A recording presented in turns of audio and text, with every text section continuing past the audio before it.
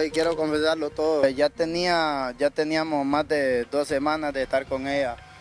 Y bueno, era algo escondido que teníamos porque ella no quería que todo estuviera público.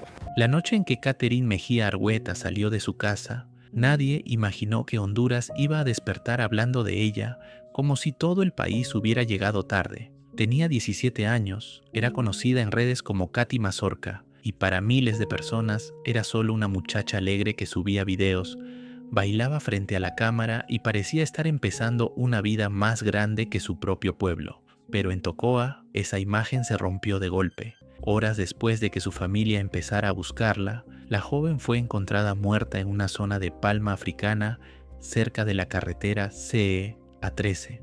Y desde ese instante, el caso dejó de ser una desaparición angustiante para convertirse en una de las historias más duras de Honduras en 2026. Lo que vuelve este caso tan inquietante no es solo el hallazgo, es la sensación de que todo ocurrió dentro de una trampa que ya estaba armada. Según el testimonio de su madre, esa noche un hombre la citó y poco después, varios sujetos armados la interceptaron y se la llevaron en un vehículo gris. Esa versión cambió el tono completo de la historia, porque ya no se trataba de una salida cualquiera ni de una simple ausencia. Se trataba de una muchacha que, según la reconstrucción inicial, fue atraída a un punto del que ya no pudo regresar. Y cuando una historia empieza así, el miedo deja de ser una sospecha. Se convierte en una certeza que llega demasiado tarde. Pero aquí empieza la parte más oscura. La policía hondureña dijo en las primeras horas que una de las hipótesis del crimen apuntaba a una venganza relacionada con la muerte reciente de un hombre que habría sido su pareja. Eso significa que el caso de Katy Mazorca no golpeó solo por la edad de la víctima o por su presencia en redes. Golpeó porque parecía conectar dos muertes, dos historias cruzadas y una cadena de decisiones que, si esa línea era cierta, venía creciendo desde antes de la noche en que desapareció. Y eso cambia todo, porque convierte a Catherine Mejía Argüeta no solo en una joven asesinada, sino en el centro de una trama que el país entero empezó a intentar entender demasiado tarde. Antes de que Honduras la conociera por una noticia de sucesos, Catherine Mejía Argüeta era una adolescente de 17 años que ya se había vuelto reconocible en Tocoa por algo muy distinto, su presencia en redes. En TikTok la llamaban Katy Mazorca, y ese apodo empezó a pegar no porque hubiera escándalo a su alrededor, sino porque tenía carisma, soltura frente a la cámara y esa facilidad que tienen algunas personas para hacer que todo parezca más ligero de lo que realmente es. Subía videos, se movía con confianza en redes y para mucha gente de su zona era una muchacha que apenas estaba empezando a construir algo propio. Esa parte importa mucho porque cambia la forma en que se entiende todo lo que vino después. No estamos hablando de un nombre perdido en un expediente. Estamos hablando de una joven que ya tenía cierta visibilidad, que colaboraba con comercios locales y que, según distintos reportes, también participaba en modelaje y actividades juveniles en su comunidad. Era conocida, sí, pero seguía siendo una muchacha de 17 años, viviendo en un entorno donde la familiaridad puede hacer que uno baje la guardia demasiado rápido. Y ahí está una de las claves del caso. Ella no parecía estar entrando a un mundo peligroso, parecía estar moviéndose dentro de una rutina que ya conocía. Por eso, el crimen golpeó tan fuerte, porque cuando una persona con presencia en redes muere de forma violenta, la reacción pública no nace solo del horror, nace también del contraste. Un día la ven sonriendo en videos, apareciendo en publicaciones y compartiendo una imagen de juventud y movimiento. Al siguiente, esa misma persona desaparece de golpe y todo lo que queda es una cadena de noticias, hipótesis y capturas. En el caso de Katy Mazorca, ese contraste fue brutal. Su nombre pasó de los algoritmos de entretenimiento a los titulares policiales en menos de un día. Y esa transformación tan rápida es la que vuelve esta historia tan dura de asimilar. Porque cuando alguien joven, visible y aparentemente llena de vida, termina en el centro de una investigación por rapto y asesinato, el caso deja de sentirse lejano, se vuelve una advertencia inmediata. Ya no se trata solo de quién era Katy Mazorca en TikTok, se trata de entender cómo una adolescente que parecía estar empezando su historia terminó atrapada en una noche que nadie, ni su familia ni quienes la seguían, logró anticipar a tiempo. Y para entender eso, hay que volver a las horas previas a su desaparición, porque ahí fue donde todo empezó a torcerse de verdad. La noche del 15 de abril de 2026 fue el punto exacto en que todo se quebró. Según contó la madre de Katherine Mejía Argueta, un hombre la citó y, poco después, 3 sujetos armados la interceptaron y se la llevaron en un vehículo gris. Desde ese instante, la desaparición dejó de parecer una salida normal y empezó a sentirse como una emboscada. No era una muchacha que simplemente había apagado el teléfono. Era una adolescente que, según la primera versión de su familia, había sido arrancada de la calle. Con el paso de las horas, otros detalles le dieron forma a esa noche. Infobae reportó que la joven recibió por redes sociales una supuesta oferta de trabajo para impulsar su carrera como creadora de contenido y que acudió a la cita alrededor de las 7:25 de la tarde en la colonia La Salomón, frente a la escuela Club Rotario número 1. No iba sola, la acompañaba su novio, Oscar Adonis. Hasta ahí, todo podía parecer una oportunidad, pero en segundos el ambiente cambió. Testigos relataron que un carro turismo color gris la interceptó y que los gritos de auxilio quedaron apagados por la amenaza de armas largas. Ese momento es clave para entender el caso, porque ahí desaparece cualquier idea de azar. Katherine no se desvaneció sin rastro en una noche cualquiera. Según la reconstrucción inicial, fue llevada por la fuerza después de acudir a un punto al que había llegado confiada. Su motocicleta quedó abandonada y con ella quedó también la última imagen de una adolescente que todavía no sabía que estaba entrando en las horas finales de su vida. Lo más duro es eso.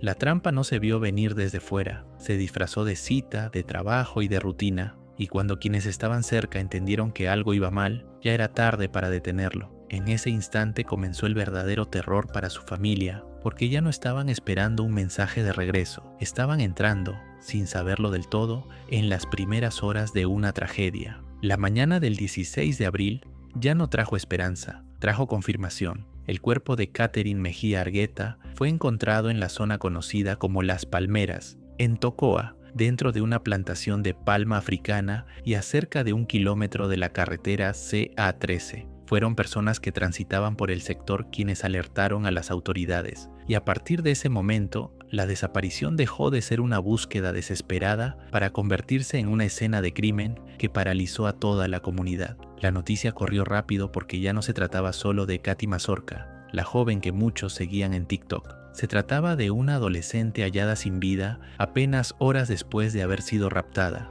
Ese hallazgo cambió el caso por completo. La policía llegó al lugar, confirmó la identidad de la víctima y empezó a trabajar con una idea que desde el principio sonó aterradora. Aquello no había sido improvisado. La distancia entre el punto donde fue interceptada y la zona donde apareció, junto con la rapidez con que ocurrieron los hechos, reforzaron la sensación de que todo había sido planificado con antelación. El Heraldo reportó que la principal línea inicial apuntaba a una venganza relacionada con la muerte reciente de un hombre con quien la joven habría tenido una relación sentimental. Esa hipótesis convirtió el dolor en algo todavía más pesado, porque implicaba que Katherine no habría quedado atrapada por accidente, sino por una historia previa que la alcanzó cuando ya era demasiado tarde. Para su familia, ese instante partió todo en dos. Hasta entonces existía una mínima posibilidad de encontrarla con vida. Después del hallazgo, lo único que quedó fue una cadena de preguntas imposibles de responder en ese momento. ¿Quién la entregó? ¿Quiénes la estaban esperando?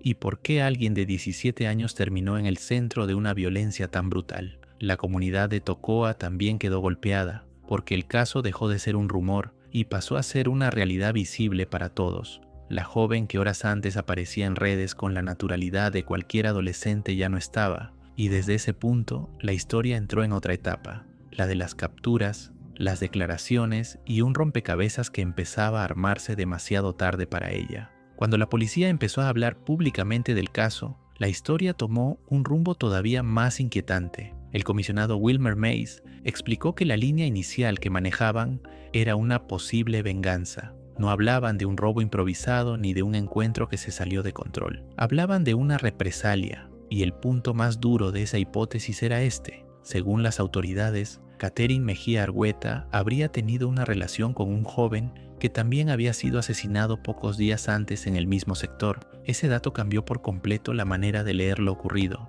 porque si esa hipótesis era cierta, entonces la joven no quedó atrapada por casualidad ni por estar en el lugar equivocado. Habría sido arrastrada por una cadena de violencia que ya venía activa desde antes. De pronto, la cita, el rapto y el hallazgo del cuerpo empezaban a verse como partes de una misma secuencia. Una secuencia donde alguien la habría buscado no por quien era en redes, sino por lo que representaba dentro de un conflicto previo. Y eso vuelve el caso todavía más trágico, porque la víctima tenía 17 años, y aún así habría terminado cargando las consecuencias de una historia que ya era peligrosa antes de alcanzarla. La policía también confirmó algo que empujó la investigación con rapidez. Ya había un primer sospechoso detenido. Según Meyes, llegaron hasta él mediante investigaciones técnicas, trabajo científico y testigos protegidos. Además, las autoridades dijeron que seguían buscando a más involucrados por los delitos de privación de libertad y asesinato.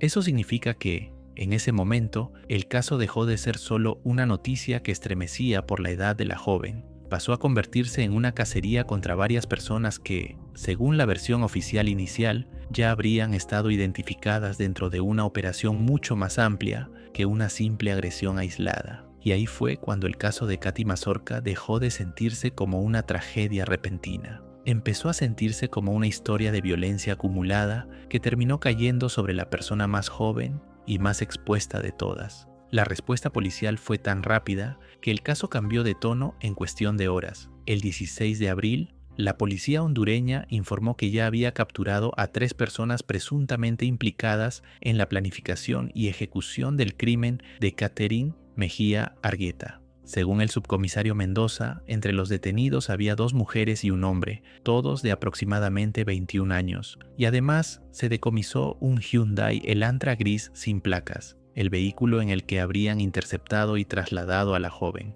Ese detalle fue clave, porque la investigación dejó de apoyarse solo en testimonios y empezó a sostenerse también sobre evidencia material, pero el caso no se detuvo ahí. 2 días después, la patrulla gráfica de la Policía Nacional informó la detención de otro sospechoso, luego de que sus declaraciones públicas y otros elementos de prueba llevaran al Ministerio Público a ordenar su captura. Ese imputado, según el documento oficial, enfrentaría cargos por asesinato, privación ilegal de la libertad y robo con violencia en perjuicio del adolescente. Con eso, la historia dio otro giro importante. Ya no se hablaba solo de una reacción rápida, sino de una investigación que empezaba a cerrar el círculo sobre varios papeles dentro del mismo hecho. Y ahí fue cuando el caso de Katy Mazorca dejó de parecer una tragedia sin rostro. Empezó a tener nombres, vehículo y una hipótesis mucho más sólida sobre cómo la interceptaron. La policía sostuvo que todo había sido planeado con anterioridad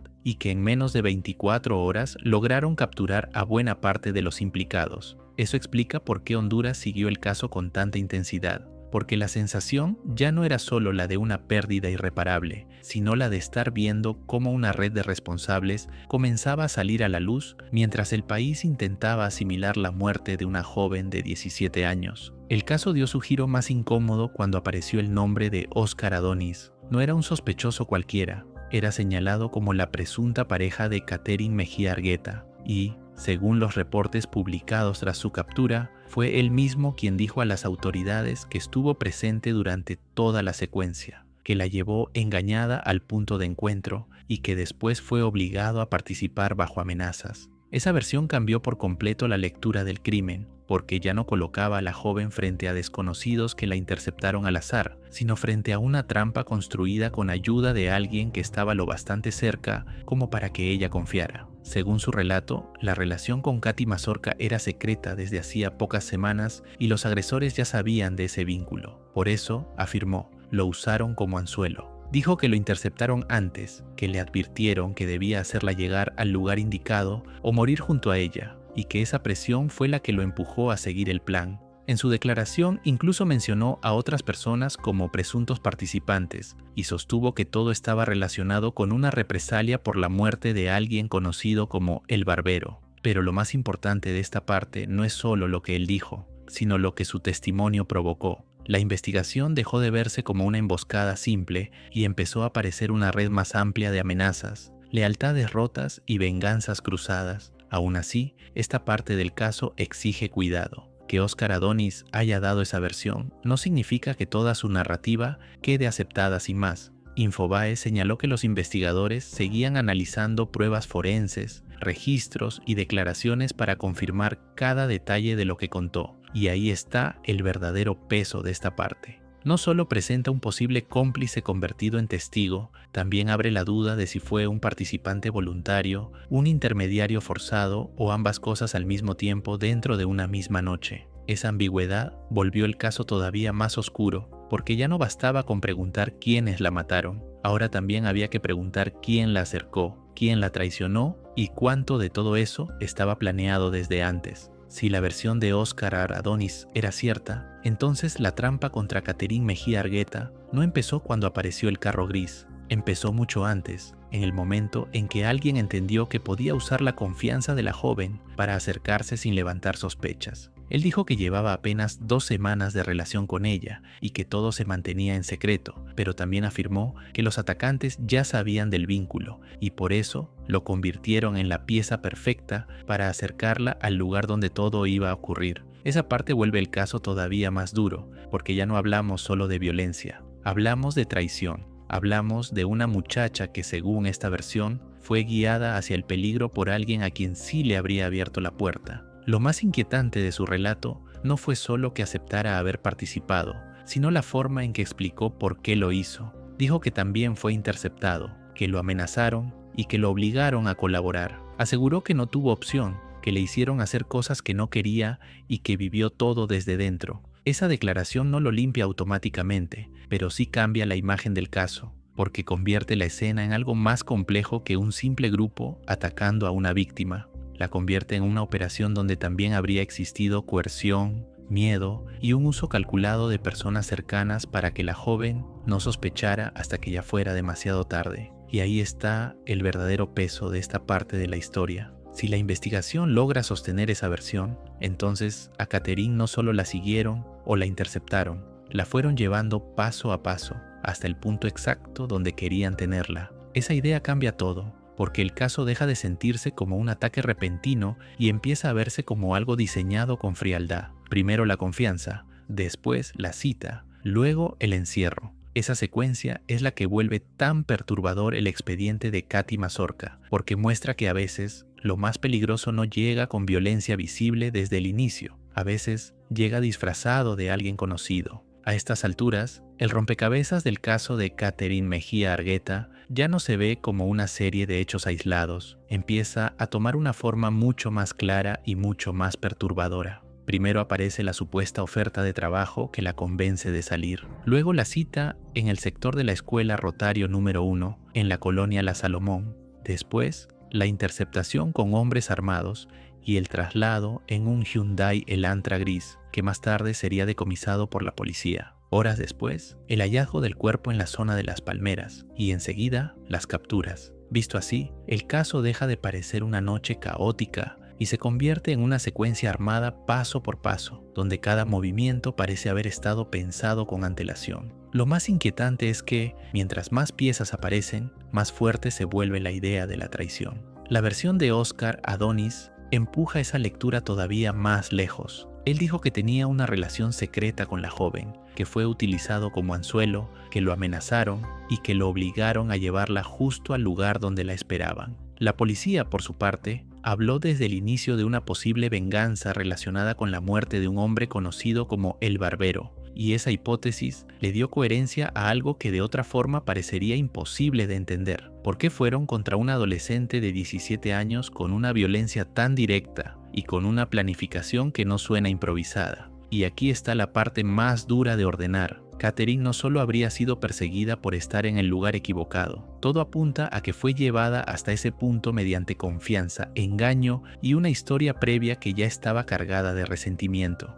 Esa combinación es la que vuelve el caso tan oscuro, porque no se trata únicamente de un crimen rápido que sacudió a Honduras. Se trata de una cadena donde una cita la acerca, una relación la expone, varios implicados la rodean y una posible represalia termina cayendo sobre la persona más joven de toda la historia. Cuando se mira así, el caso de Katy Mazorca deja de ser solamente una noticia trágica. se convierte en una advertencia brutal sobre cómo una red de engaños puede cerrarse alrededor de alguien en cuestión de minutos. El sepelio de Catherine Mejía. Argueta cambió otra vez el tono del caso. Hasta ese momento, Honduras seguía la historia como una investigación frenética, con capturas rápidas y una hipótesis de venganza todavía en formación. Pero cuando su cuerpo fue llevado a Tocoa para darle el último adiós, todo se volvió más humano y más insoportable. Ya no era solo Katy Mazorca, la joven visible en TikTok. Era una hija de 17 años despedida entre lágrimas por familiares, amigos y vecinos que la recordaban como una muchacha alegre, cercana y querida en su comunidad.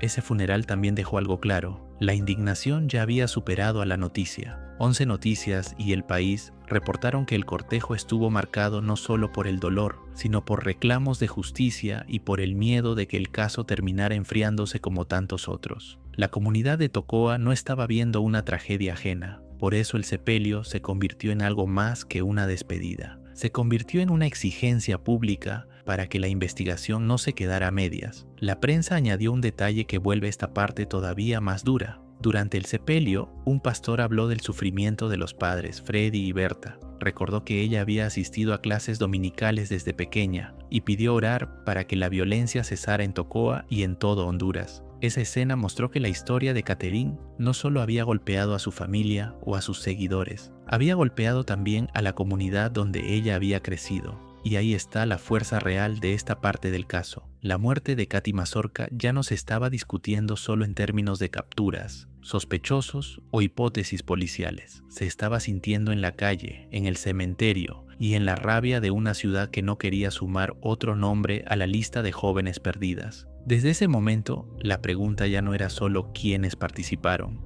La pregunta era si Honduras iba a dejar que esta historia se apagara o si por una vez iba a acompañar el dolor con justicia. Y aquí aparece una parte del caso que mucha gente pasa por alto cuando solo mira el rapto, las capturas y la hipótesis de venganza. La historia de Catherine Mejía. Argueta no empezó únicamente en la calle, también empezó en una pantalla. Sé Libre advirtió que el asesinato de Katy Mazorca encaja en un patrón sostenido de violencia contra mujeres y adolescentes con presencia en entornos digitales, porque reúne varios elementos que ya habían visto antes. Una joven con alta visibilidad en redes, una cita coordinada previamente, una interceptación planificada y un desenlace fatal. Según ese análisis, su exposición pública facilitó que los agresores la identificaran, la siguieran y la contactaran. Eso cambia mucho la lectura del caso, porque entonces ya no estamos hablando solo de una muchacha que salió a una cita y cayó en una emboscada.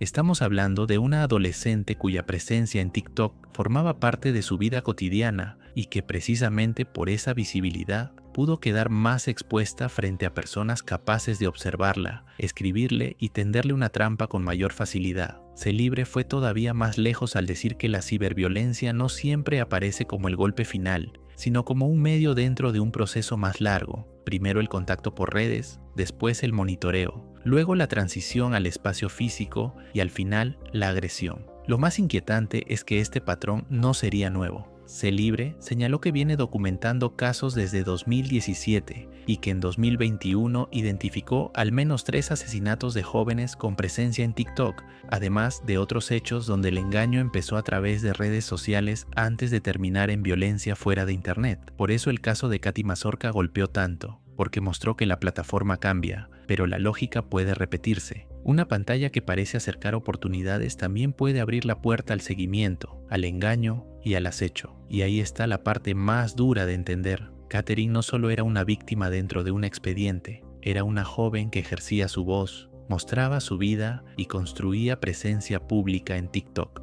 Sé Libre sostuvo que crímenes como este producen miedo y autocensura en otras muchachas que usan redes para expresarse, porque dejan el mensaje de que hacerse visible también puede volverlas vulnerables. En un país donde, según el dato citado por esa organización, entre enero y marzo de 2026 se registraron 59 muertes violentas de mujeres y femicidios, el caso de Katy Mazorca dejó de ser solo una tragedia local. Se convirtió en una advertencia sobre lo que puede pasar cuando la violencia de género también aprende a moverse por internet. Lo más incómodo del caso de Catherine Mejía Argueta es que obliga a mirar una parte que casi siempre se deja al final, Lo digital no fue solo el fondo de su vida, pudo haber sido también la antesala de la trampa. Celibre sostuvo que este crimen encaja en un patrón documentado desde 2017 en Honduras. Jóvenes con visibilidad en redes, contacto previo por plataformas, monitoreo, engaño y luego el salto al espacio físico donde ocurre la agresión.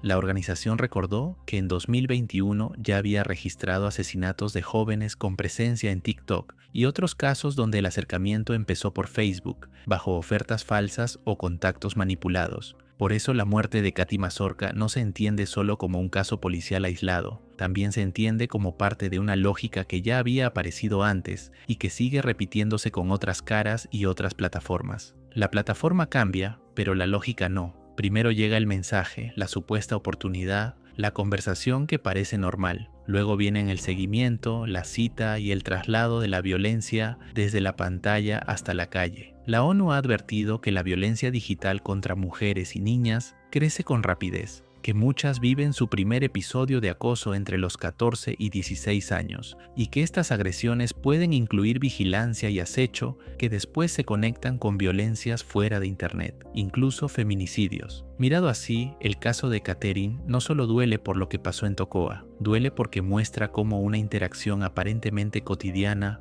puede convertirse en la primera pieza de algo mucho más peligroso. Celibre también señaló otra falla que vuelve el panorama más grave. En Honduras, la ciberviolencia no está tipificada como delito autónomo y la investigación suele fragmentarse entre amenazas, acoso o extorsión, sin integrar por completo el patrón digital físico que precede a crímenes como este. Eso significa que muchas veces el Estado reacciona cuando la violencia ya salió de la pantalla y ya alcanzó a la víctima. Y ahí está la tragedia completa de Katy Mazorca. No fue solo una joven expuesta en redes, fue una adolescente de 17 años que, según esta lectura, quedó atrapada en un mecanismo que empezó mucho antes de la noche en que desapareció. Y fue justo ahí cuando el caso dejó de moverse solo en titulares policiales y entró de lleno al terreno judicial. El 24 de abril de 2026, el Ministerio Público de Honduras informó que la Fiscalía Regional del Bajo Aguán obtuvo auto de formal procesamiento con prisión preventiva contra 3 imputados por la privación ilegal de libertad y el asesinato de Catherine Carmiel Mejía Argueta.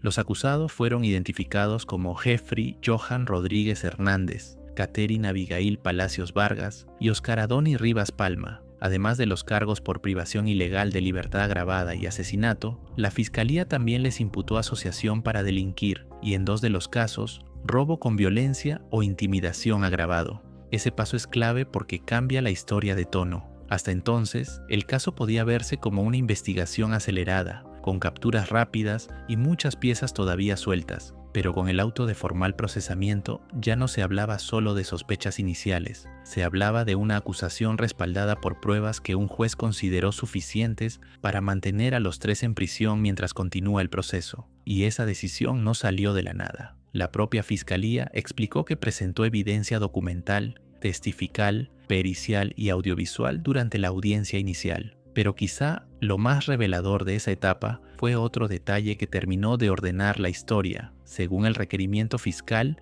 la joven fue citada por uno de los imputados con el pretexto de asistir a la inauguración de una discoteca en Trujillo. Al llegar al punto acordado, fue interceptada y obligada a subir a un vehículo donde ya se encontraban los otros involucrados. Después, siempre según la reconstrucción oficial, la trasladaron a una zona aislada. La Fiscalía añadió que los sospechosos habrían intentado deshacerse de pertenencias de la víctima y realizar acciones para desviar la investigación. Con eso, el caso dejó de parecer una agresión improvisada y quedó presentado como una secuencia planeada desde antes. Y ahí está el verdadero peso de esta parte final del expediente judicial inicial, porque lo que empezó con una cita, siguió con un rapto y explotó con capturas, ahora quedaba fijado en una versión fiscal mucho más completa. Engaño, traslado forzado, crimen, intento de ocultamiento y prisión preventiva para 3 personas mientras el caso seguía avanzando. A esas alturas, Honduras ya no solo estaba mirando una tragedia viral, estaba viendo cómo una historia que empezó en redes y en una noche aparentemente normal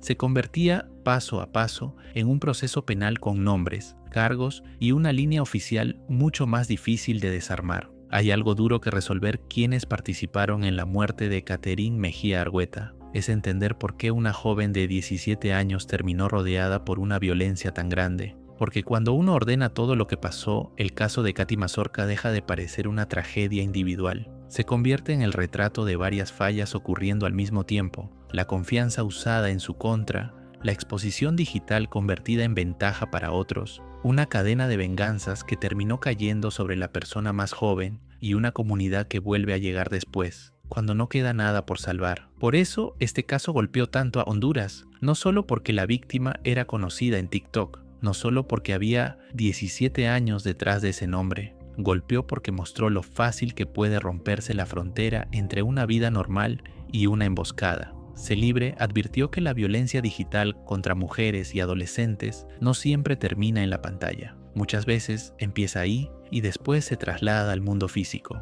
También hay otra verdad incómoda. La historia de Catherine no se entiende solo desde el crimen, se entiende desde el contexto.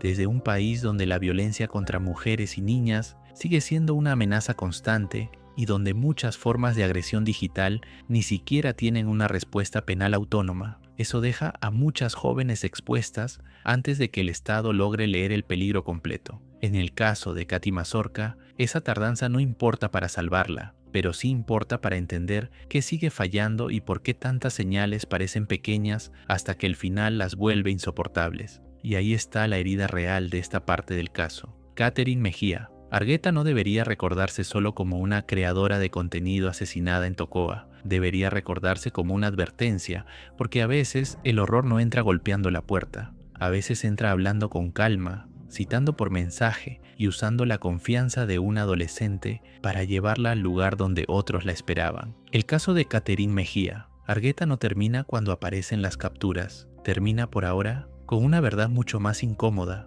Una joven de 17 años salió por una cita y acabó en el centro de una historia marcada por engaño y violencia. La Fiscalía hondureña logró auto de formal procesamiento con prisión preventiva contra 3 imputados, acusados de privación ilegal de libertad agravada, asesinato, asociación para delinquir y, en algunos casos, robo con violencia agravado. Eso significa que la historia ya no vive solo en rumores o publicaciones virales, vive en un expediente penal que intenta reconstruir cómo una adolescente conocida como Katy Mazorca fue llevada hasta una trampa de la que nunca pudo salir. Pero si este caso duele tanto, no es solo por la investigación, duele por lo que representa, porque muestra lo fácil que puede romperse la frontera entre una oportunidad y una emboscada, porque recuerda que una pantalla no siempre protege, y que a veces la confianza es usada como el primer arma, y porque deja una pregunta que golpea más que cualquier titular. ¿Cuántas señales parecen pequeñas hasta que el final las vuelve insoportables? Catherine no debería quedar reducida a un apodo viral